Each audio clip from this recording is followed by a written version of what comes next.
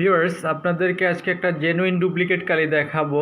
Viewers স্ক্রিনে আপনারা দেখতে পাচ্ছেন যে রিয়েল কালার লেখা ইঙ্কজেট রিফিল 664। এটা সাধারণত ইপসনের অধিকাংশ প্রিন্টারগুলোতেই ব্যবহার হয়, ইঙ্কজেট প্রিন্টারগুলোতে। তো এটা হচ্ছে একেবারে জেনুইন আসলে 2 নাম্বার কালি। এটার দাম 100 টাকার মধ্যেই। তো এটা দিয়েও কিন্তু ভিউয়ার্স আপনারা 2-3 হাজার প্রিন্ট করতে পারবেন।